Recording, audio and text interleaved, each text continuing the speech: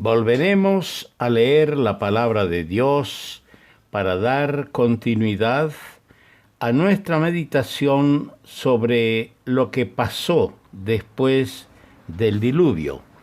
Y para ello vamos a leer una vez más en el capítulo 8 del libro de Génesis, capítulo 8, y vamos a leer desde el versículo 6 hasta el versículo 12. Dice así la palabra del Señor.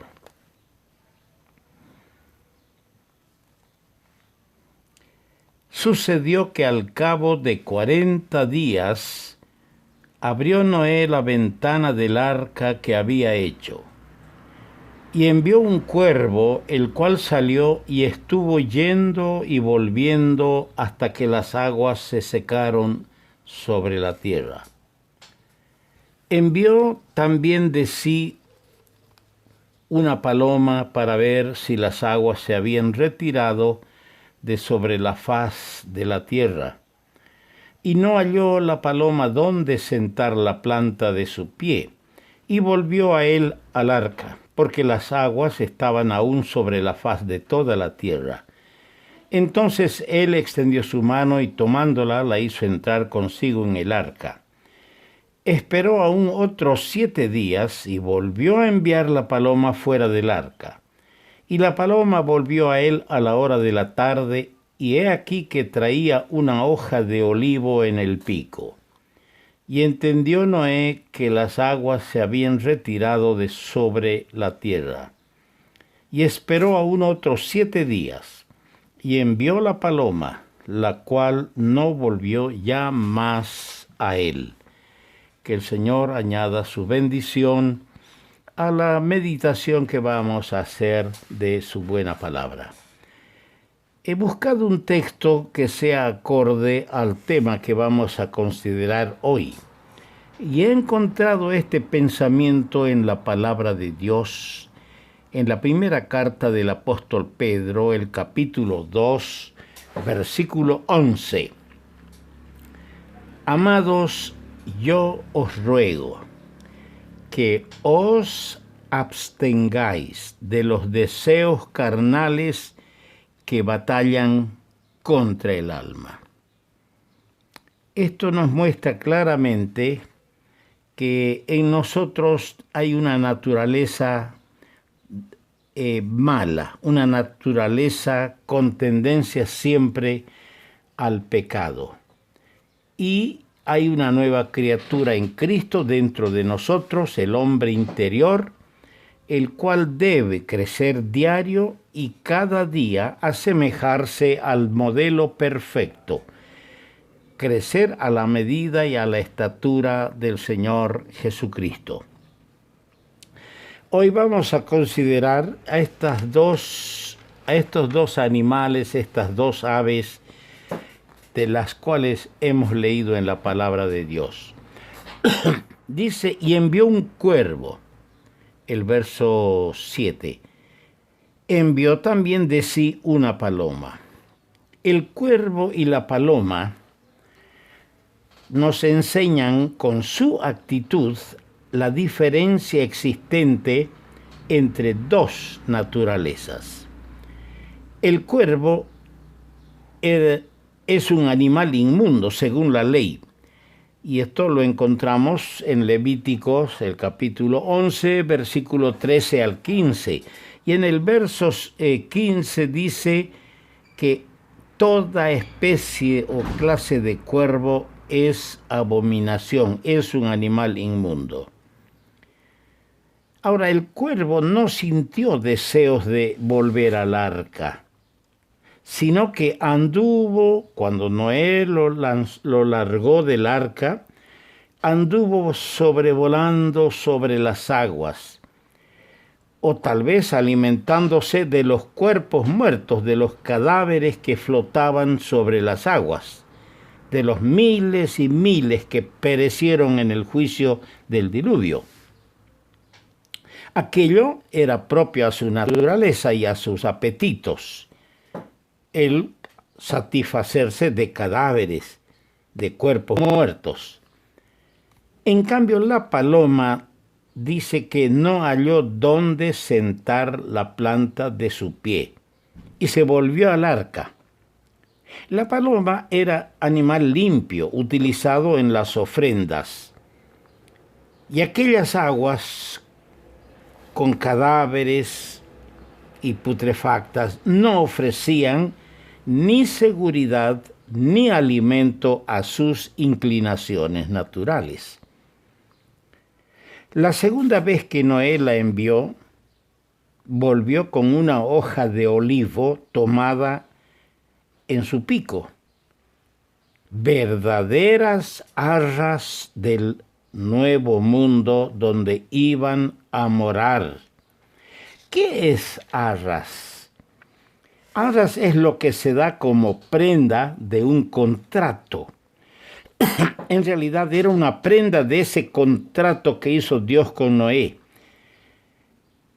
Iban a morar al haber ellos sido librados del juicio, como nos trae a la memoria los exploradores de la tierra de Canaán, que fueron enviados por Moisés desde el desierto de Parán. Largos 40 días demoró su viaje para ir a explorar la tierra que Dios les había dicho que fluye leche y miel, la tierra de promisión, la tierra a la cual salieron de la esclavitud de Egipto. Y dice que estos 12 exploradores, uno de cada tribu, volvieron trayendo primicias de los frutos de la tierra que Jehová, el Señor, les había dado en posesión. Así se lee en Deuteronomio el capítulo 1, versículos 24 y 25, y también en Números, donde está el relato original, desde donde el desierto de Parán los envió Moisés, en el capítulo 13, versículo 23 al 28 del libro de Números. Dice que trajeron granadas, higos, y lo más llamativo y sugestivo es que atado a un palo con ambos extremos en los hombros de dos venía un racimo de uvas cargado por dos de ellos. Pueden imaginarse qué clase de tierra era esa donde Dios los llevaba. La tercera vez que la envió Noé a la paloma, no volvió. ¿Por qué? Porque ya halló morada en la tierra sobre la cual reposaría el pacto de fidelidad del Señor, tomando su posesión. Ahora, en el cuervo tenemos pues la figura de la naturaleza carnal, inmunda, que se nutre de lo inmundo, hallando deleite en la carroña de este mundo y aquellas cosas que coinciden con su baja naturaleza y sus inclinaciones naturales. En cambio, la paloma, en sus 3 viajes fuera del arca, nos enseña lo que es la naturaleza espiritual del Hijo de Dios, lo que es la naturaleza espiritual de un creyente, de un cristiano, sellado con el Espíritu Santo. Y esto es bueno recordar, hay 3 pasajes bastante claros. En 2 Corintios 1:22, en el capítulo 5, versículo 5, y en Efesios el capítulo 1 y versículos 13 y 14. Tenemos nosotros una prenda, a las arras del Espíritu Santo. El Espíritu Santo que fue enviado del cielo el día de Pentecostés, que estableció, ligó en un solo cuerpo a los que estaban en el aposento alto para dar la constitución, formación al cuerpo místico de Cristo que es la iglesia. El Espíritu Santo que redarguye al pecador, que lo hace nacer de nuevo, que injerta en el pecador la naturaleza divina, el Espíritu Santo que mora en nosotros como arras, como una prenda de aquel que ha dicho, vendré otra vez.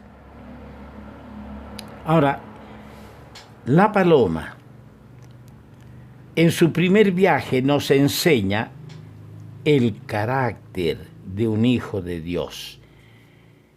¿Cuál debe ser el carácter, el distintivo de ti y de mí que somos hijos de Dios? No hallar satisfacción, no hallar deleite en las inmundicias del mundo. Esto es algo que tenemos que tomar y considerar muy en cuenta, mis amados hermanos. En la segunda carta del apóstol Pablo a los Corintios, en el capítulo 1, en el verso 22, dice así. Perdón, en 2 Corintios más bien, el capítulo 6. 2 Corintios, el capítulo 6, el versículo 17 y 18. Por lo cual, salid en medio de ellos y apartaos, dice el Señor, y no tocáis lo inmundo, y yo os recibiré, y seré para vosotros por Padre, y vosotros me seréis hijos e hijas, dice el Señor Todopoderoso. Salid de en medio de ellos y apartaos, dice el Señor. El primer viaje de la paloma es sugestivo. Dice que salió del arca y volvió al arca. Su naturaleza, que no es de comer carroña, no le permitía posar sus plantas sobre los cadáveres que flotaban. Volvió. Así debe ser, hermano mío, nuestra conducta en este mundo. No tenemos nosotros que desear ir a lo que el Señor dice, no toquéis, salid de en medio de ellos. Nuestro carácter tiene que ser limpio, como verdaderos hijos de Dios. En su segundo viaje, la paloma nos enseña el gozo anticipado del redimido, del creyente. En su segundo viaje, la paloma vuelve al arca, pero vuelve dice claramente el pasaje, con una muestra de la tierra. Dice que traía consigo al arca un ramo de oliva. ¡Qué cosa más preciosa! Traía una hoja de olivo en el pico, como una prenda, y eso dio gozo a Noé y a los que en el arca fueron salvados. Aquellas primicias del cielo, las arras de nuestra herencia, en las cuales nos da posesión inmediata el Espíritu Santo desde el momento de la conversión. Y esto lo hemos experimentado. Desde el día de nuestra conversión hemos empezado a sentir un gozo anticipado. Un gozo que va increciendo, que va aumentándose en la medida que crecemos en el conocimiento del Hijo de Dios y de su buena palabra. El creyente tiene gozo, tiene paz, disfruta de un gozo anticipado, de lo que será el gozo total y completo cuando estemos en la presencia del Señor en las moradas celestiales. Pero en el tercer viaje, la paloma dice que ya no volvió. Ahí tenemos, primero, el carácter en su primer viaje, el carácter. No debe conformarse con las cosas que son sucias. El segundo viaje, el gozo anticipado, la hoja de olivo en el pico, el gozo que disfrutamos aquí los redimidos. Y en el tercer viaje, la plenitud. El Hijo de Dios toma posesión en el Espíritu de todo lo que es suyo en Cristo Jesús. Queridos hermanos, tenemos un mundo de bendiciones. Las bendiciones espirituales son interminables. Cuando tomamos poco a poco posesión de ella, nuestra vida está rodeada de un mundo de paz y de gozo. ¿Por qué no vivir en la plenitud de esa posesión, en la plenitud del Espíritu Santo? El Señor quiere para que nosotros seamos más que vencedores en Cristo Jesús.